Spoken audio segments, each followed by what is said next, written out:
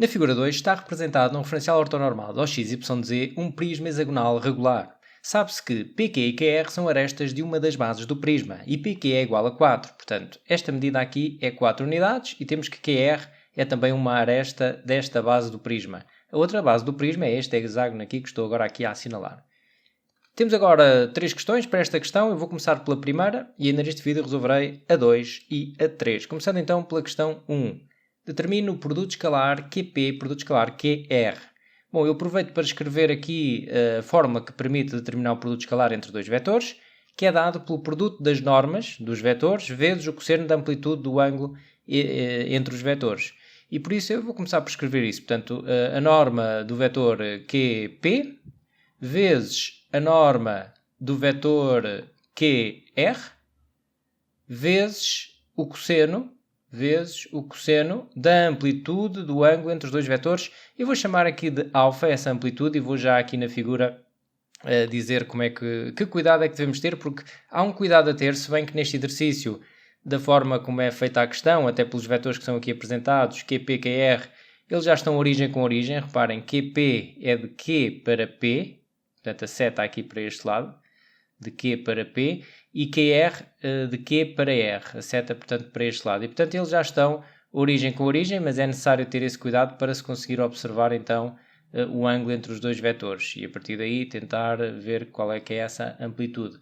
Neste caso, o ângulo entre os dois vetores é, então, fácil de observar, é este ângulo aqui, e eu vou dizer, então, que tem amplitude alfa. E o objetivo agora é descobrir esta amplitude alfa, porque, reparem, as normas são dadas. PQ é 4, portanto a norma de QP é 4. Uma vez que estamos a falar de um hexágono regular, aqui também é 4. E portanto esta norma também é 4 unidades. E depois falta então esta amplitude alfa para descobrir o cosseno. E temos a resposta dada. Para isso eu vou salientar melhor este hexágono. Vou tirá-lo para aqui para explicar um pouco melhor como é que podemos chegar facilmente então àquela amplitude. Vamos ver se fica mais ou menos direito. Mais ou menos, não precisa de ser 100%, mas para dar uma ideia que realmente é um hexágono regular. Não foi muito o caso, mas vou tentar corrigir aqui um pouco para realmente parecer regular. Mas de qualquer das formas, mesmo que não pareça, na nossa cabeça será regular. E isso é que importa. Portanto, temos aqui então um hexágono regular, ou seja, tem os lados todos iguais. E eu vou marcar então aqui neste hexágono os vértices, as letras que interessam e representar também os vetores. Portanto, temos aqui o vértice Q, depois temos aqui R e temos aqui P. P não R, portanto temos ali P. E os vetores que estão aqui em causa são então os vetores QP, ou seja, este aqui, de Q para P, e o vetor QR, portanto, de Q para R.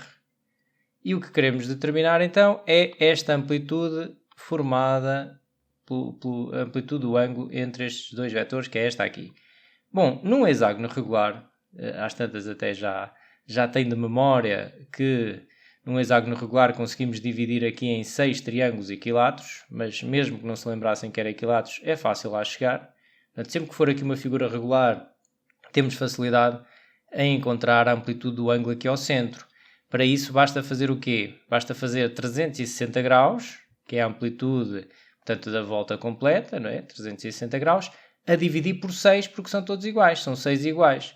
E ao fazer 360 graus a dividir por 6, obtemos então a amplitude de cada um deles, que no caso é 60 graus. Portanto, aqui 60 graus. Depois, como no mínimo sabemos que temos aqui triângulos isósceles, porque a distância do centro a este vértice, por ele ser regular, é igual à distância do centro a este vértice, então esta amplitude tem que ser igual a esta. Então 180 menos 60, 180 porque a soma dos ângulos internos, das amplitudes dos ângulos internos é 180, menos 60 dá 120, a dividir por 2 iguais dá 60, ou seja, aqui dá 60 e aqui também dá 60. É realmente um triângulo equilátero e serão todos estes triângulos que estão aqui serão equiláteros. Então daqui temos 60 graus também e aqui 60 graus. Ora, isto permite concluir que esta amplitude alfa é então 120, que é 60 mais 60. Bom, então temos aqui cosseno de 120 graus. Bom, o cosseno de 120 podem visualizar na calculadora, mas eu também posso apresentar aqui um esboço da circunferência trigonométrica. Eu prefiro visualizar aqui na circunferência e sempre que posso incentivo a isso, porque depois estas visualizações são úteis para a resolução de equações trigonométricas, por exemplo. Tenho aqui a amplitude de 60 graus. Eu vou dividir isto até em 60 mais 60, que é 120, que é o que nós queremos. Portanto, aqui mais 60 e depois aqui mais 60. E reparem que assim fica fácil. Conhecendo nós o cosseno de 60, que é 1/2, queremos agora o cosseno aqui de 120, que tem então este lado de extremidade, a amplitude de 120 graus. E por uma questão de simetria até conseguimos perceber que aqui é logo menos 1/2, o cosseno de 120. E por isso fica 16, que é 4 vezes 4, vezes o cosseno de 120 é então menos 1/2, que dá, portanto, 16 vezes 1 dá 16, tem um menos, fica menos 16 sobre 2, ou seja, menos 8, que é a resposta então ao problema. Bom, e vou avançar para a questão 2, que diz o seguinte: sabe-se ainda que o plano PQR tem a equação 2x mais 3y menos z menos 15 igual a 0. Uma das arestas laterais do prisma é o segmento da reta PS, em que S é o ponto de coordenadas 14, 5, 0. Temos as coordenadas deste ponto, é importante isso. Determina a área lateral do prisma, apresenta o resultado arredondado às décimas. Se em cálculos intermédios proceder a arredondamentos, conserve no mínimo 3 casas decimais.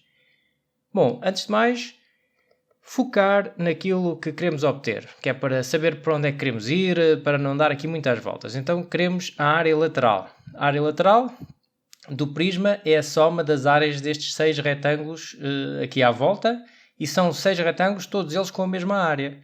Então eu posso dizer que a área lateral é 6 vezes a área de um deles. E vou focar, por exemplo, neste aqui, até porque tem as letras aqui da figura que permite trabalhar melhor. E, portanto, a área deste retângulo é QP vezes PS, que é comprimento vezes largura. Portanto, posso fazer QP, e QP é já conhecido até, QP vezes QS. Bom, se é conhecido o QP, vou já colocar aqui. Portanto, fica 6 vezes 4, está ali no enunciado, vezes QS. Peço desculpa, PS, não é QS. Vou aqui corrigir. Vezes PS, ok? Portanto, fica aqui PS e aqui também PS. E 6 vezes 4 dá 24, portanto fica 24 PS. Ou seja, para descobrir a área lateral, basta descobrir o tamanho desta aresta lateral.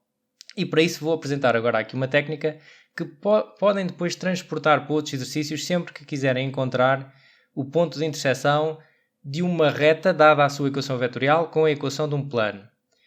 É sempre fácil e reparem porque é que é interessante descobrir o ponto de interseção. Vamos concentrar agora aqui nesta reta, na reta PS. Portanto, é esta reta aqui que eu vou agora aqui tentar representar. Temos aqui uma reta, ok? Uma reta que vai intersetar aqui no ponto P no plano. Depois continua, não é? Portanto, vai para aquele lado ali. Mas temos aqui então uma reta, a reta PS. Se eu fizer a interseção desta reta com o plano, o que é que vai dar? Vai dar as coordenadas do ponto P. E se eu tiver as coordenadas do ponto P, como também tenho as coordenadas do ponto S, consigo facilmente fazer o tamanho desta aresta. Fazendo a distância entre dois pontos, ou fazendo o vetor PS, como eu gosto de trabalhar, e fazendo a norma do vetor, por exemplo. Então o objetivo aqui é descobrir a interseção da reta com o plano. Bom, mas para isso eu precisava ter a equação da reta, e no caso de preferência até a equação vetorial, porque depois é fácil fazer essa interseção, e a equação do plano, mas a equação do plano já tenho. A equação da reta também tenho. Porquê? Para a equação da reta eu preciso de um ponto e de um vetor diretor. E uma vez que esta reta é perpendicular ao plano, eu posso utilizar este vetor aqui, este vetor normal, 2, 3, menos 1. Não se esqueçam que daqui da equação do plano tiram um vetor 2, 3, menos 1, que é um vetor normal ao plano. Ou seja, é um vetor perpendicular ao plano. E então é isso que eu vou fazer para escrever aqui a equação vetorial da reta. Portanto, xyz igual a, agora um ponto da reta, que é o ponto S, 14, 5, 0, mais k, e agora um vetor diretor da reta, ou seja, pode ser o vetor normal ao plano. Quando eu digo vetor normal, portanto, este vetor 2, 3, 1 é um vetor que faz 90 graus com o plano, ok? Eu não sei como é que ele está, ora 2, 3 menos 1, pode ser assim, portanto vou representá-lo assim, mas é um vetor que faz aqui 90 graus com o plano. Este vetor de coordenadas 2, 3, menos 1. Da equação do plano, tiram um vetor normal ao plano. Ora, se a reta é perpendicular ao plano, podemos utilizar para vetor diretor da reta o vetor que sai da equação do plano. Que é isso que eu vou aqui utilizar, 2, 3, menos 1. Isto com k pertencente a R. Reparem quando dizemos aqui que k pertence a R, ao dar aqui qualquer valor a k, estamos a obter qualquer ponto para esta reta. E agora vão intersetar então esta reta com o plano 2x de equação 2x mais 3y menos z menos 15 igual a 0. Resolvendo esta equação, e esta equação tem sempre uma estratégia simples de resolução, portanto era isto até que eu vos queria passar, que é, sempre que quiserem intersetar então uma reta com um plano, dada a equação vetorial da reta e a equação do plano, fazem esta estratégia que eu vou aqui apresentar. Portanto, reparem, da equação da reta eu posso dizer que x é igual a 14 mais 2k. Reparem, eu estou a olhar aqui x. Eu poderia primeiro fazer a multiplicação deste k aqui dentro e ficava 2k, 3k menos k. Depois adicionava com este e ficava 14 mais 2k. E depois podia dizer que esta coordenada era igual àquela. Eu já estou a fazer isso direto, ok? Fica x igual a 14 mais 2k, y igual a 5 mais 3k, z igual a 0 menos k, ou seja, z igual a menos k. E depois aqui tenho a equação do plano. Eu agora não vou escrever outra vez, vou colocar aqui assim um tracinho. E agora qual é a estratégia? É substituir este x, y, z em função de k, substituir aqui na equação do plano e fico com uma equação em que a variável é k, determino o k e depois venho aqui e determino o x, y, z. Então vamos a isso. Eu vou então substituir 2 vezes...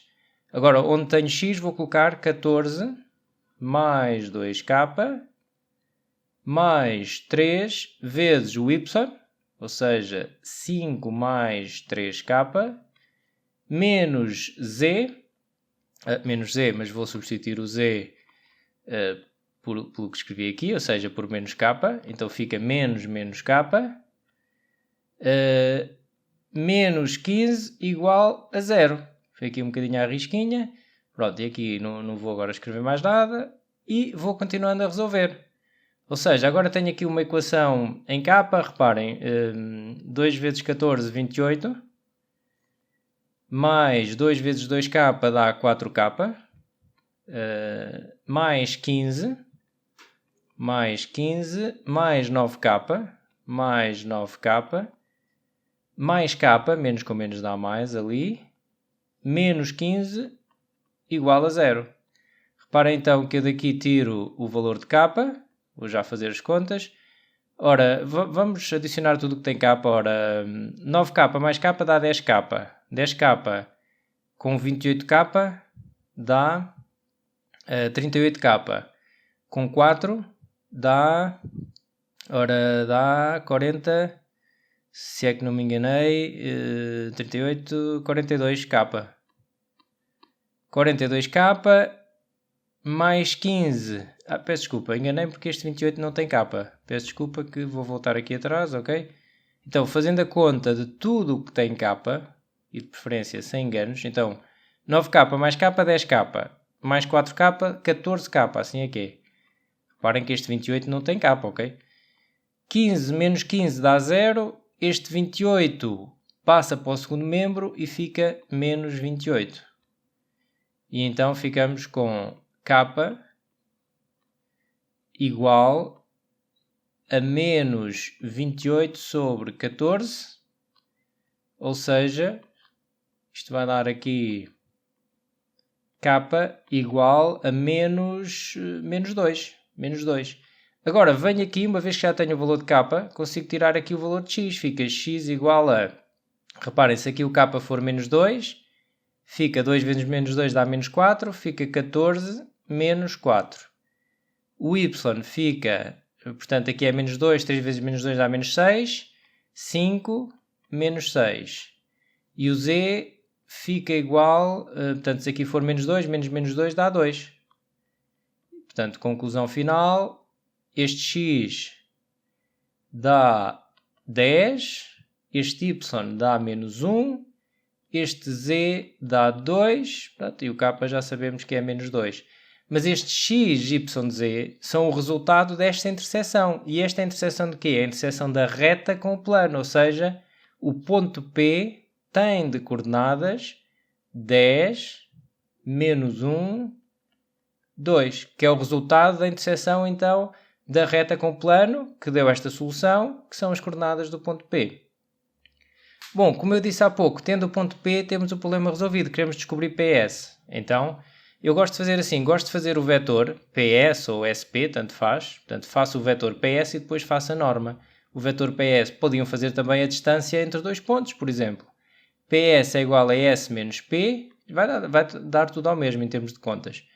O ponto S temos aqui, portanto 14, 5, 0, menos P, que é 10, menos 1, 2, que dá, ora 14 menos 10, 4, 5 menos menos 1, 5 mais 1, 6, 0 menos 2 dá menos 2. E agora a norma.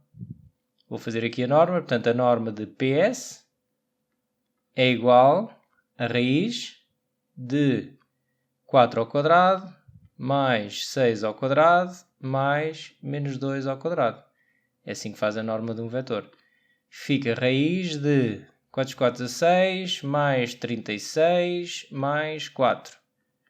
Ora, 36 mais 4, 40, 56. Raiz de 56.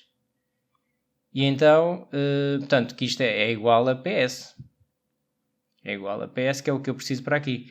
Então, isto dá 24 raiz de 56, que agora é para apresentar aqui com arredondamentos. Eu vou fazer aqui a conta, no mínimo 3K, apresento o resultado arredondado às décimas. Então, 24 vezes raiz de 56, que dá, arredondado às décimas, 179,6. 179,6. Bom, resolvida esta questão, passo para a questão 3, que diz o seguinte. Escolhem só ao acaso 2 vértices de cada uma das bases do prisma. Reparem, 2 vértices de cada uma das bases. Portanto, ao todo vão escolher-se 4, mas 2 de cada. Determina a probabilidade de esses 4 pontos pertencerem a uma mesma face lateral do prisma. Apresenta o resultado na forma de dízima arredondado às centésimas. Bom, eu vou resolver esta questão por 2 processos distintos, portanto, vou utilizar, antes de mais vou definir aqui um acontecimento para ajudar na escrita, portanto, poderiam definir aqui um acontecimento A, portanto, que seria o acontecimento A, os 4 pontos pertencerem a uma mesma face lateral do prisma, portanto, eu vou dizer então que este é o acontecimento A, ok? E depois vou utilizar então a lei de Laplace para resolver a questão e vou fazer então por 2 processos distintos, tendo aqui 2 raciocínios, 2 pensamentos diferentes que poderiam ter na prova, portanto, à vontade. E qual é a diferença? Portanto, primeiro, antes de mais, e o que é comum a cada uma das resoluções é isto. O que é que se vai fazer? Eu vou retirar daqui 2 vértices desta base e 2 vértices desta. Portanto, ao todo vão ser selecionados 4, mas 2 desta e 2 desta. Agora, por exemplo, eu posso pensar esta experiência que imaginem que eu tinha estes vértices dentro de um saco, vou colocar a mão e tirar 2 em simultâneo. Ou então vou tirar um e depois, e deixo cá fora, portanto sem reposição, e vou tirar outro a seguir. E portanto estas 2 formas de imaginar como eu vou realizar a experiência podem-me levar a fazer aqui contagens diferentes. Então eu vou fazer aqui um paralelo para percebermos do que é que estamos a falar. Então vamos supor agora que estou naquele contexto em que eu vou a esta base, vou tirar um e depois vou lá e vou tirar outro, mas não posso tirar o mesmo. É a tal questão que, imaginando que estas letras estavam dentro do saco, eu vou tirar uma e ficou cá fora. Não há reposição, portanto não posso escolher o mesmo. Então eu posso pensar assim, portanto, número de casos possíveis. Primeiro vou fazer o número de casos possíveis, ou seja, não tenho em conta aqui o acontecimento A. Vou contar tudo o que pode ocorrer ao realizar esta experiência. Então, ao pensar desta maneira, eu vou tirar daqui um vértice e tenho 6 possibilidades. Portanto, 6 vezes, e depois vou tirar outro desta base, de onde já tirei um, e já só tenho 5 possibilidades, porque não pode ser o mesmo que já saiu. Então, 6 vezes 5, ok. Vezes, e vou multiplicar, porquê? Porque eu vou tirar daqui 2 e daqui 2, ou seja, para cada seleção que eu faço aqui de 2 nesta base, terá depois de ser multiplicada pelo número total de seleções que consigo fazer destas. Tem que haver aqui um cruzamento que é feito por esta multiplicação. Então agora vou tirar um vértice desta base, tenho 6 possibilidades. E depois vou tirar outro desta base e tenho 5 possibilidades porque não pode ser o mesmo. Pronto, então estou a pensar desta forma que vou lá, tiro um e depois vou e tiro o outro. Digamos que ao fazer assim estamos a considerar que interessa a ordem, ou seja, estou a considerar eu tirar primeiro o Q e depois o R é diferente do que tirar o R e depois o Q. Embora fique com os dois vértices na mão na mesma, mas ao pensar assim estou a considerar que esta contagem, que são situações diferentes. Estão a ser contados, digamos, tirar o Q e o R e depois o R e o Q está também aqui incluído. Ou então posso pensar assim, a tal questão do saco. Imaginemos que tínhamos as letras dentro de um saco, eu vou colocar a mão e tiro as duas em simultâneo. Então já é diferente, não há um que saia em primeiro lugar. Sair o Q e o R ou o R e o Q é a mesma coisa. Então pensaria assim, uma combinação de 6, 2 a 2, e esta combinação de 6, 2 a 2 dá-me todos os grupos de 2 que eu consigo fazer com estes 6. E depois, ou seja, vezes, portanto, a mesma história, para cada seleção que eu faço daqui, de 2, eu vou ter que multiplicar por o total de seleções que vou fazer daqui. E então tenho também 6, 2 a 2. E estão aqui vistos o número de casos possíveis para uma situação e para outra, dependendo desta visão de como é que eu vou realizar a experiência. Agora, cuidado ao fazer o número de casos favoráveis. Eu vou então aqui fazer o número de casos favoráveis para esta abordagem primeiro. Então, agora uma coisa é certa. A forma como olharam para o problema nos possíveis tem que ser a mesma forma com que vão olhar para fazer o número de casos favoráveis. Aí tem de estar no mesmo contexto, ok?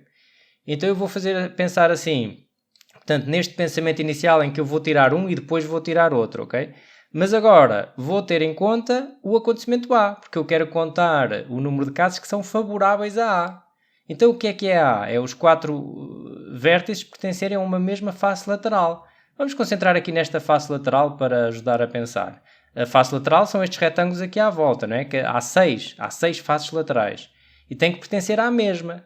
Então eu vou pensar assim, ok, vou a esta base cá de baixo e vou tirar um vértice. Tenho, quantas possibilidades é que tenho? Tenho 6 possibilidades. 6 possibilidades. Pode ser um qualquer. Mas para pertencer à mesma, portanto, face lateral, o que é que tem de acontecer? Por exemplo, imaginem que saía o vértice Q. Destes 6, pode sair qualquer um, vamos supor que era o Q. Depois, quantas possibilidades tenho nesta mesma base para tirar um vértice que possa pertencer à mesma face lateral? Só tenho 2, que seria ou o R ou o P. Porque se fosse outro qualquer lá do fundo, já não pode pertencer à mesma face lateral. Então, vezes 2. Reparem que eu aqui já estou a ter em conta a restrição de pertencer à mesma face lateral. Eu primeiro vou tirar um, tenho 6 possibilidades, e depois, para pertencer para o outro, para eu conseguir que todos pertençam à mesma face lateral, o outro só pode ser um destes 2. Portanto, volto a dar o exemplo aqui do Q. Imaginem que saiu aqui o Q, eu depois só tinha como possibilidade de sair o R ou sair o P. Que é então, e para cada outra ocorrência que pudesse ser, também só tinha 2 possibilidades, que eram os que estavam, digamos, adjacentes a ele. Bom, e depois, o que é que vou fazer? Vou à outra face. Vou à outra face e vou retirar também um vértice, mas um de cada vez, não é? Mas tenho que ter atenção que eu quero que pertença à mesma face lateral. E já estão 2 selecionados na face que eu tirei em primeiro lugar. Imaginem, por exemplo, que foram selecionados os 2 aqui, o Q e o R, naquela face. Quantas possibilidades é que eu tinha para sair da mesma face lateral? Quantas possibilidades é que eu tinha de tirar nesta base aqui? Só poderia sair este ou este, não é? Portanto, se saiu o Q e o R na primeira extração, naquela base, então só pode sair este ou este para estar na mesma face. Então vou tirar o primeiro, tenho 2 possibilidades, que é ou este, e depois vou tirar o outro e já só tenho uma possibilidade que tem que ser o restante. Portanto, imaginem que saiu o Q e o R, depois saiu este, e então a outra possibilidade tem mesmo que ser este, para estarem na mesma face lateral. Bom, e podem pensar, então, desta maneira, eu já vou fazer o resultado. Ou então podem estar no contexto que pensaram aqui com as combinações. E aí devem pensar de outra maneira. Não vão fazer aquela extração, tiro um e depois tiro o outro. Devem pensar assim, ok, para pertencerem à mesma face lateral, eu tenho aqui, portanto, este é um caso favorável, portanto, saírem estes 4 desta face lateral, portanto, sair o Q com o R e depois, uma vez que é igual sair o Q com o R e o R com o Q, isto só conta uma vez, ok? Então, sair o Q, o R, este vértice e este vértice é um caso favorável. E depois tenho ali outro caso favorável, outro, e são 6 à volta. Então tenho 6 casos favoráveis. Portanto, ao pensar desta forma com as combinações, devemos estar nesse contexto e perceber que estas extrações destes 4, ou seja, o Q com o R e com este, dá um caso favorável, que é o que estamos aqui a visualizar. Reparem que não, estamos num contexto em que estamos a considerar que não interessa a ordem. E por isso não estou a fazer aquelas trações de tirar um de cada vez como fiz aqui, ok? Portanto, neste contexto, era visualizar na figura os 6 casos que são favoráveis. Que é sair estes 4, ou estes 4, ou aqueles 4, portanto, que vão formar cada um destes retângulos, e como temos 6 retângulos, são então 6 casos favoráveis. Bom, e agora, fazendo a conta, aqui, ora 6 vezes 2 vezes 2 vezes 1, e portanto isto depois vai dividir com 6 vezes 5 vezes 6 vezes 5, que dá 0, isto é arredondado às centésimas, 0,03, e portanto aqui terá que dar o mesmo, 0,03. E fica assim resolvido o problema.